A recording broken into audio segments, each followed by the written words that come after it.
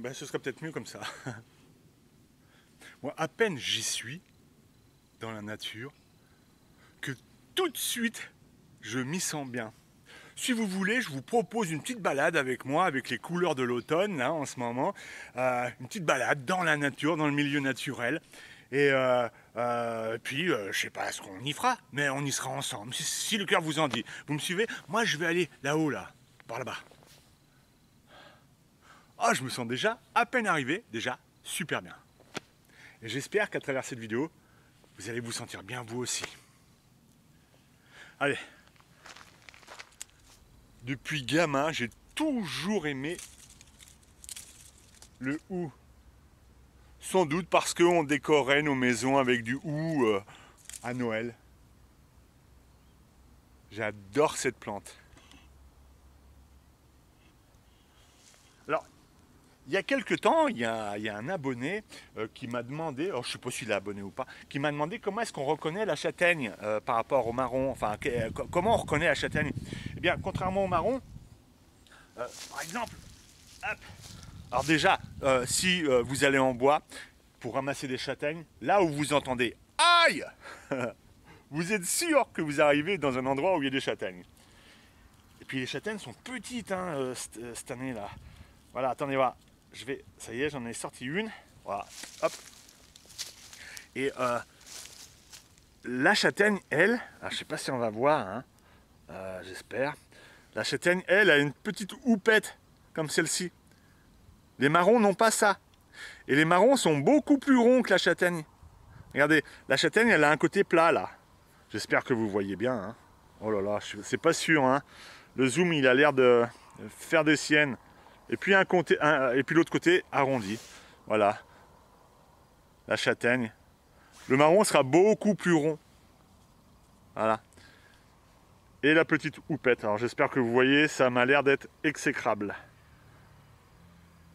Bon, enfin, voilà, quoi. Et puis, vous pouvez le manger cru, hein. Vous en mangez entre 3 et 5 tous les jours. Oh là là, alors, mais ça, vous allez passer un hiver merveilleux. Vous aurez fait le plein de minéraux, de vitamines, mais mangez également des noix, des noisettes, des amandes, parce que celui que j'ai pris là, il a l'air un peu... Ah non, parce que là-dedans, vous avez toute la force de cet arbre, parce que c'est ça qui va donner un futur arbre. Du coup, vous avez toute sa force à lui qui est là-dedans, et cette force, eh bien, en le consommant, eh bien, c'est vous qui l'aurez. Voilà. Et puis, vous lui direz merci à lui. Voilà, j'espère que ça n'a pas été trop trouble. Allez, je continue la balade. Ah là là, qu'il est bon de marcher, de se détendre et de respirer un air un peu plus pur qu'ailleurs, dans la nature, dans la forêt. Ah, moi, elle m'émerveille sans arrêt, cette nature. Elle me rend heureux à chaque fois que j'y suis. Elle me détend, elle m'apaise. Et quand je vois des animaux, ça multiplie l'effet par 10. Cette forêt, cette nature, et d'ailleurs, je me demande bien pourquoi elle n'est pas classée première merveille du monde. Franchement, je vous incite tous le plus possible à aller vous promener dans le milieu naturel. Alors je sais que c'est pas toujours facile pour tout le monde, hein, mais même parfois dans un parc, ça suffit. Et puis toucher les arbres, regarder, observer. Moi, j'arrête pas d'observer tout le temps, tout ce qui m'entoure. Je suis tout le temps émerveillé, comme un petit garçon. Et c'est chouette parce que je crois qu'il y a une prise de conscience et mondiale. Les gens en ont de plus en plus marre qu'on détruit leur environnement parce que cet environnement appartient à tout le monde, à chaque être humain et on n'a pas le droit d'en faire ce que l'on en veut. Voilà, il faut demander aussi l'avis des citoyens, chose qui n'est jamais fait, et les citoyens en ont marre de voir leur environnement partir comme ça. Vous voyez par exemple les trous là, qui sont sans doute faits par des pivers. Moi, ça m'émerveille quand je vois ça. Voilà, alors, de temps en temps, je les entends, je les observe, mais ils sont pas faciles à filmer parce qu'ils nous repèrent très très vite. Et puis, s'ils sont de ce côté-là, quand ils vont nous avoir repérés, ils vont aller de l'autre côté, là, et puis taper de l'autre côté.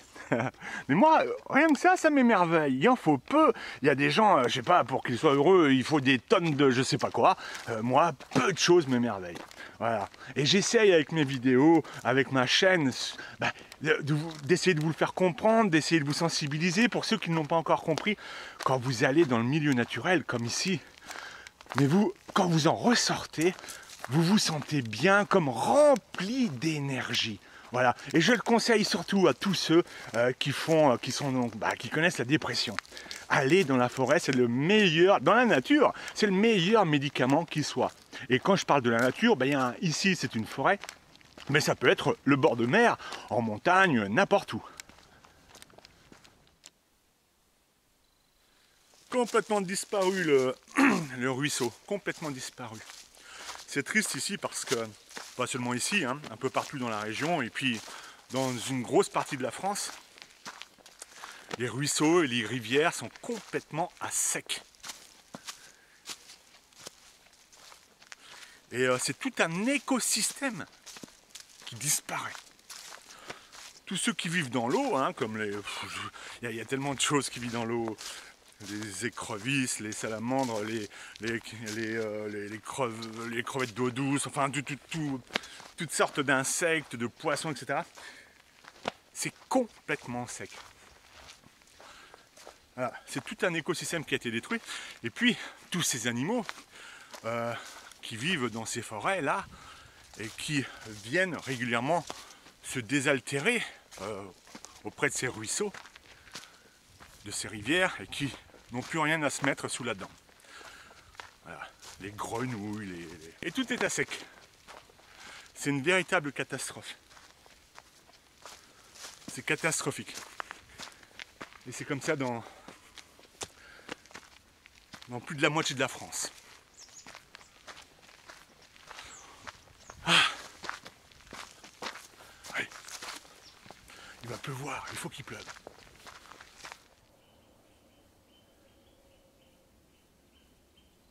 Je me suis assis un petit instant parce que ça monte, hein, ça monte. Ah, mais que c'est agréable. Mais qu'est-ce que c'est agréable. Alors parfois les montées sont assez difficiles, mais c'est vraiment un effort qui en vaut la peine. Même en forêt, c'est pas toujours facile finalement de trouver le calme complet, parce qu'il y a toujours un avion, il y a toujours un bruit de voiture au loin, on ne sait pas trop d'où il vient. Mais c'est pas tout le temps le cas non plus.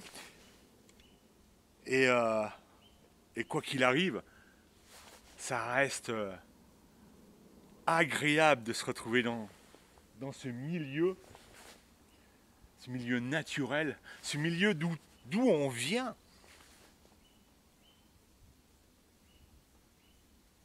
D'où on vient tous. C'est notre origine ici, c'est pas les maisons confortables que l'on connaît, où on est complètement déconnecté de la nature, où on connaît absolument plus rien. À l'origine, on vient tous de là, comme toutes les autres espèces. Et c'est peut-être pour ça que certains d'entre nous s'y sentent bien. C'est comme s'il y avait un espèce de retour à la maison, à nos origines.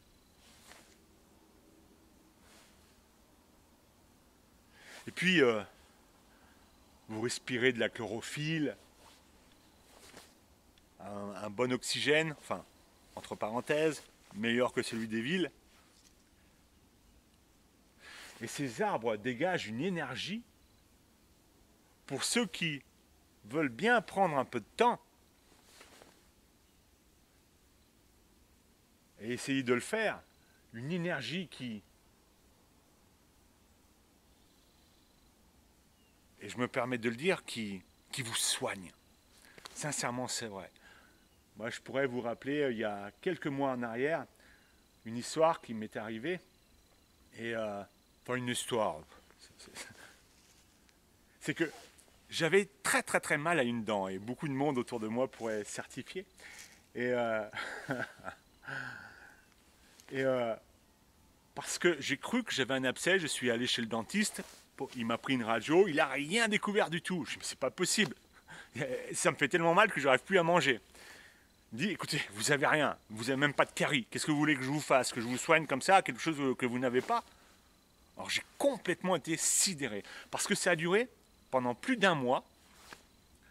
Et j'avais cette douleur atteignait la mâchoire, j'avais mal au bord de cet œil là, et puis ça montait là jusqu'aux oreilles et un peu au crâne.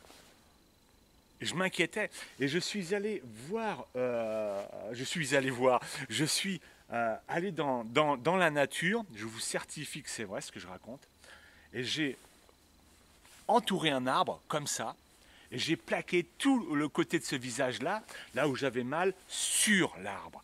Et je suis resté comme ça à peu près 7-8 minutes. Et j'ai dit à l'arbre, je sais que tu dégages une énergie qui nous permet de se sentir beaucoup mieux. Mais est-ce que tu es capable de me soigner? Si tu es capable, fais-le. Parce que je parle aux arbres, je n'hésite pas, moi j'ai pas peur, vous savez, j'ai pas peur du ridicule, seuls sont ridicules ceux qui n'osent pas. Hein. Et moi j'ai pas peur d'être ridicule, tant pis, les gens pensent ce qu'ils veulent. Eh bien, 1 heure ou 2 après, déjà, je commençais à avoir beaucoup moins mal, chose qui m'était jamais arrivée pendant tout le mois précédent. Le lendemain, à la fin de la journée, j'avais presque plus mal. Et je pouvais remanger de ce côté-là. Alors le symptôme que j'avais, je ne sais pas d'où il est sorti, pourquoi je l'ai eu. Est-ce l'angoisse, le stress, je ne sais pas, En tout cas, j'ai eu vraiment très mal pendant un mois, certains pourraient le certifier, et ça a disparu seulement en plaquant ma partie où j'avais mal sur l'arbre. C'est pour ça que je les remercie tellement, ces arbres. Parce que je crois que on commence seulement à les connaître. J'avais fait une vidéo là-dessus, même plusieurs vidéos là-dessus. Et je suis heureux parce qu'il n'y a pas très longtemps, et peut-être que vous pourrez aller voir par vous-même, il y a eu une émission il n'y a pas très longtemps à la télévision, dans Envoyé spécial, qui parlait justement des arbres et leur façon de communiquer entre eux. Et j'ai appris moi-même beaucoup de choses, et je suis ravi, moi, de toujours apprendre. Et j'ai été émerveillé de savoir que quand un arbre est en danger, il a la capacité, par les racines, par le sol, de prévenir ses congénères. Attention, danger. C'est incroyable. Je crois qu'il faudrait que vous regardiez cette émission-là. Et puis, il y a des parties qui ne m'ont pas tellement surpris parce que je les pratique moi-même, comme enlacer un arbre, comme ça. Alors, je ne le fais pas si régulièrement que ça, souvent j'oublie. Mais quand j'y pense, je le fais. Et là, je ne l'ai pas fait encore, je vais le faire. Oh là là. J'ai presque même pas besoin de le faire, tellement déjà, cette forêt me rebooste, me remplit d'énergie.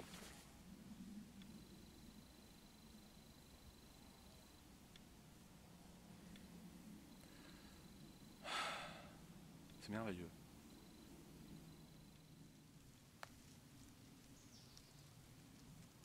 N'hésitez pas, n'ayez pas peur du ridicule, n'hésitez pas à enlacer comme ça un arbre de cette manière. Plaquez votre corps contre lui, le visage aussi, la joue, l'une des deux joues, ou dans cette position-là.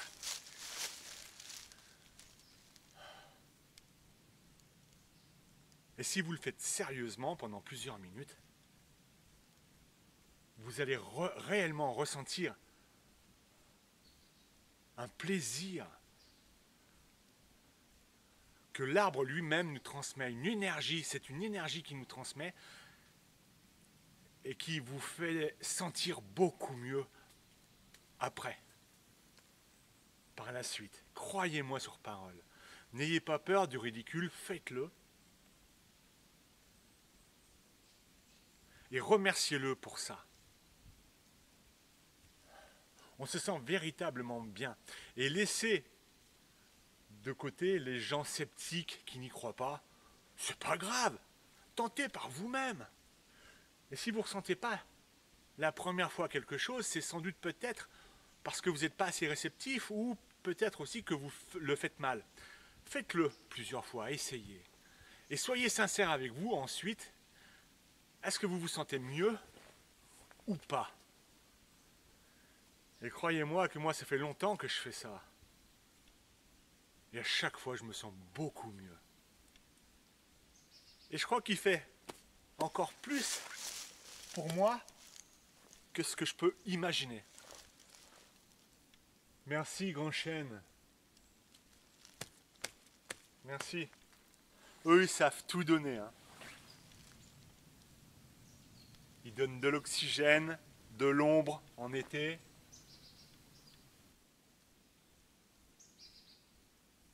Et du bonheur quand on les enlace. Bon, qu'est-ce que je peux les aimer, ces arbres? C'est fou. Essayez. Souvent, on pourrait se plaindre que quand on se promène comme ça, dans la nature, dans une forêt, eh bien de ne pas voir d'animaux. C'est parce qu'ils se cachent. Ils sont malins. Et parfois, vous pouvez passer à côté d'un animal, un cerf par exemple, sans même le savoir. Il sera là, tout près, tout proche, sans bouger, caché derrière un arbre. C'est sa technique, c'est une protection avant de fuir. Il fuira vraiment que si le danger est très proche. Et il sait parfaitement que tout ce qui ne bouge pas dans le milieu naturel, eh bien on ne le voit pas. Notre œil est attiré par ce qui bouge et pas par ce qui est fixe. Et ça, le cerf l'a bien compris.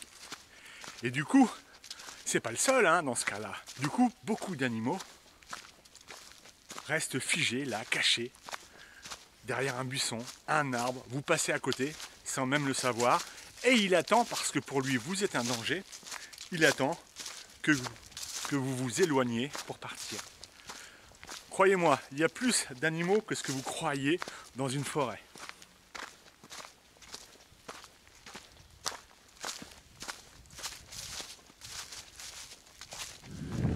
Le vent s'est levé d'un coup et amène avec lui la fraîcheur. Brrr. J'espère que ça va pas trop faire de bruit dans le micro. Sinon, j'arrêterai la vidéo. Brrr. D'un coup, là, comme ça. Faut dire que je suis beaucoup plus haut aussi. Mais ça reste, malgré tout, très agréable. Ah, tout ce que j'aime. Les épineux. Forêt d'épineux. J'adore ça. J'adore les sapins, les épicéas.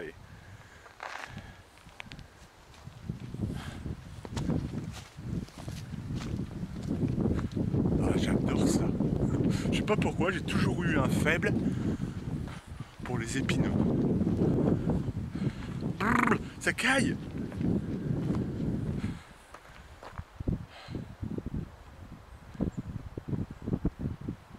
Allez.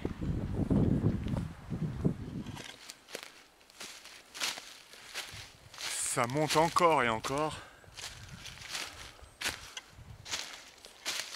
J'ai quitté les chemins pour traverser carrément la forêt elle-même. Il y a un peu moins de vent. Il fait un peu moins froid. C'est dingue, le froid est arrivé d'un coup, comme ça. Avec le vent. Ouh! Je crois que je suis pas très loin du sommet. C'est magnifique. Oh, un peu de soleil. Ah, je vais peut-être passer par là. Ouh, je sais pas trop où je suis en fait là. Peut-être passer par là. Allez.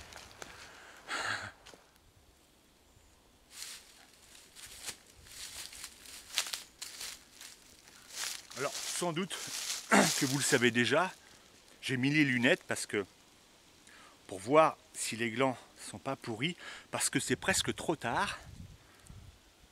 Mais le gland se mange, se consomme. Nos ancêtres, surtout pendant les périodes de famine, eh bien, consommaient du gland.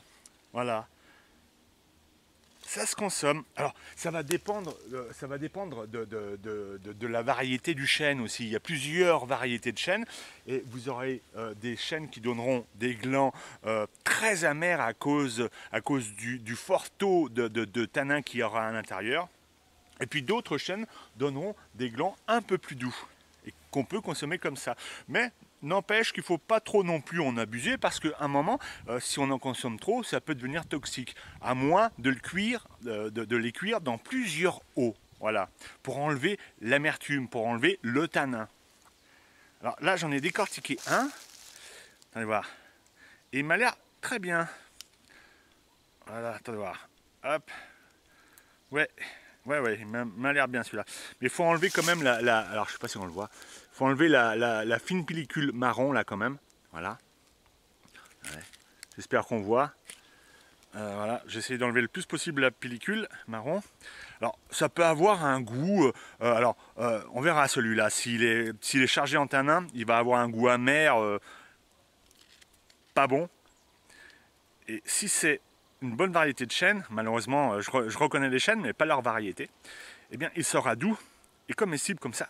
Voilà, allez, on essaie. Alors je vais en croquer un tout petit morceau pour voir s'il n'est pas trop abîmé parce que c'est un peu tard quand même. Hop, pas de bébête dedans, non. Voilà. Très bien, alors là, c'est vraiment le hasard complet. Doux, goût de châtaigne. Très bien. Et nos ancêtres en consommaient. Alors, ils le faisaient cuire dans plusieurs eaux. Ensuite, ils pouvaient en faire de la farine. Ils pouvaient en faire tout un tas de choses. Ils le faisaient aussi torréfier pour en faire du café. Je n'ai jamais goûté. J'aimerais bien goûter ça un jour. Et puis voilà quoi. Et puis, si vous voyez ça, c'est la gale du chêne. Des petites boules comme ça, sous les feuilles. C'est la gale du chêne. Parce que le chêne peut avoir 3 gales différentes. Il n'y a pas que le chêne, il y a aussi d'autres variétés d'arbres. Et ce qui provoque ça, en fait, j'espère qu'on voit bien, c'est un insecte qui va piquer l'arbre. L'arbre aura une réaction et l'insecte se servira de la réaction de l'arbre pour aller y pondre. C'est incroyable la nature quand même. Si vous coupez cette petite boule en deux, j'ai pas de couteau, j'ai rien pour le faire, vous y trouverez un petit insecte. Alors, si ça vous intéresse de savoir ce que c'est que la gale, et entre autres du chêne, j'ai fait une vidéo là-dessus sur le sujet et je montre les 3 différentes gales que le chêne peut avoir. Je laisserai ça dans la description. Voilà. Mais il s'en sortira très bien, hein, le chêne, à moins qu'il soit très malade. Mais il s'en sortira très bien.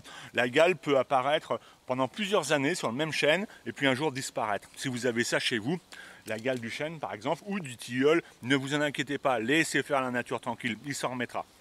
Voilà. Alors c'était tout petit, hein, c'était pas grand chose. Hein.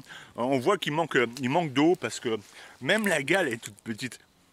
Normalement c'est beaucoup plus gros que ça. Et les glands un peu plus gros, mais il manque tellement d'eau cette année. Voilà. Mais c'est comestible. Voilà. Alors si c'est un goût très très amer, si vous voulez essayer, si c'est un goût très amer, vous le jetez. Il y a trop de tanin à l'intérieur. Voilà. Pour le manger comme ça. Hein. Voilà. Mais de toute manière, il y aura certains glands qui auront un goût assez doux.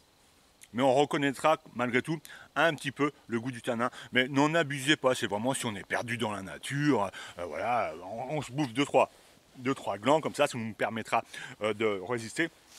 Ou les feuilles au printemps, les jeunes pousses, voilà, quand elles apparaissent là, pendant 2-3 semaines, vous allez manger les jeunes feuilles. J'ai eu un rototo en même temps, j'espère que ça ne s'est pas vu. Donc on peut manger aussi les jeunes pousses de chêne au printemps. Crues comme ça, si elles sont vraiment la première semaine, ou si c'est la deuxième, troisième semaine, y faire cuire dans l'eau. Voilà, pendant à peu près un quart d'heure, puis vous accompagnez ça comme vous avez envie. Voilà, vous avez vu le nid encore là-bas je sais pas si je montre bien avec la caméra là, je vois rien du tout. Hein. Enfin voilà, je crois que c'est...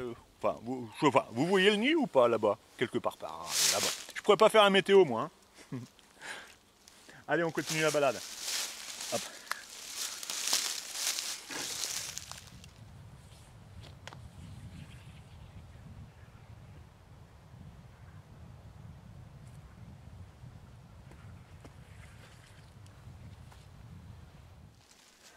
Je viens d'entendre du mouvement. Alors je sais que c'est peine perdue, mais on ne sait jamais. Si je pouvais rajouter un animal dans ma vidéo, ce serait quand même pas mal.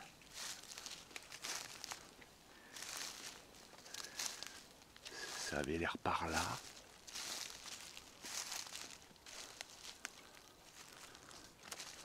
Ouais, il y a peu de chance, hein. Il m'a déjà repéré, j'imagine.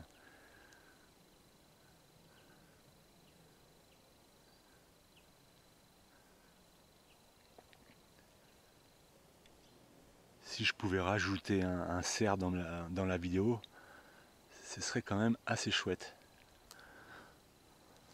Alors certains me diront, fais gaffe que ça soit pas un sanglier. Mais vous savez, les sangliers ils foncent pas sur les hommes comme ça, hein. D'ailleurs, vous entendez jamais qu'un sanglier a tué un promeneur. Alors un sanglier peut être très dangereux, ça c'est sûr, quand on porte atteinte à sa vie. Et là, il va se défendre comme n'importe qui. Et chez les chasseurs, ce n'est pas rare qu'un sanglier fonce. Et qu'il y ait des accidents mortels. Parce qu'il défend sa vie. Mais sur un promeneur, jamais, jamais vous n'entendez qu'il y a eu un accident à cause d'un sanglier. Des accidents à cause des chasseurs, ça c'est sûr, c'est tout le temps, mais pas à cause des sangliers, qui sont craintifs et partiront au moindre pas qu'ils entendront, ou resteront au pire, comme ici, dans les broussailles. Et si vraiment, vraiment, vraiment vous vous approchez vers une femelle qui est assez petite, là il peut y avoir effectivement un risque. Mais c'est tellement rare, d'ailleurs on n'en entend jamais parler. Et je le répète, hein, il y a bien plus d'accidents à cause des chasseurs que les animaux sauvages. Moi depuis petit que je me promène dans la nature, j'ai rencontré souvent des sangliers et jamais aucun d'entre eux ne m'a fait du mal. Jamais. Bon allez, c'est peine perdue, je crois là. Je sais pas ce que c'était. Dommage. J'aurais bien voulu rajouter un animal, hein. C'est tout le temps comme ça de toute manière. Dès que j'en vois un, j'ai jamais le temps d'ouvrir la caméra qu'il est déjà parti, hein. Bon, peut-être plus tard dans la vidéo, on verra bien. Je sais pas si j'ai pris le bon chemin parce que ça redescend. Ça monte, ça redescend, ça monte, ça redescend. Peut-être pour de nouveau remonter. Oh, regardez, un nid qui sont de plus en plus rares. Une fourmilière. Ah, je vous avais déjà montré ça, il me semble, hein, dans d'autres vidéos. Voilà, fourmilière géante des bois. Ah, mais c'est tout ce que j'aime, moi. Rien que ça me suffit, hein, pour être heureux. On n'en voit pas tout le temps. On va voir s'il y en a de près. Hop. Ah oui. Ah ouais, elles sont là.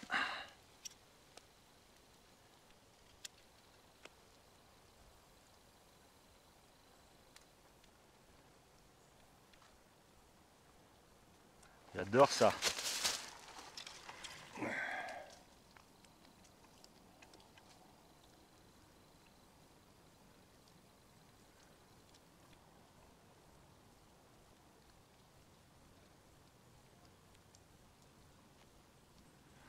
Allez. Hop. Si ça vous intéresse, j'avais fait une vidéo sur les fourmilières comme celle-ci, où j'explique un peu. Je mettrai ça aussi dans la description si ça vous intéresse, où j'explique voilà, quelles sont ces fourmis, pourquoi elles sont utiles dans l'environnement, pourquoi s'en méfier un petit peu aussi. Bon, bah ça descend, hein. Ça y est, je suis arrivé jusqu'en haut. C'est la fin de ma promenade. Malheureusement, il y a une route juste ici. Voilà, bon bah c'est comme ça, il fallait le prévoir, je m'en doutais un tout petit peu. Mais voilà d'où je viens. Voilà la balade que je me suis fait. Je suis vraiment heureux, j'en ai pris plein les poumons, je me suis bien oxygéné, j'ai respiré de la chlorophylle. Je me sens heureux de l'avoir fait. Alors pour moi, je le fais assez régulièrement, mais à chaque fois, c'est un véritable bonheur. C'est cette nature qui vous donne ce bonheur. Moi, elle m'émerveille pour ça. Elle ne fait que donner. Et eh bien, prenons. Et plus elle nous donne, plus on a envie de la respecter, cette nature-là. Et encore plus à chaque fois. Voilà. Elle est belle. Elle nous ravit tout le temps par ses couleurs, quelle que soit la saison. Parfois on voit des animaux, parfois pas. Moi quand j'en vois souvent, le temps de sortir la caméra c'est trop tard, l'animal est déjà parti. Mais je vous incite à faire la même chose. Reprenez, je le dis souvent, contact avec cette nature. C'est notre mère, c'est de là d'où on vient tous.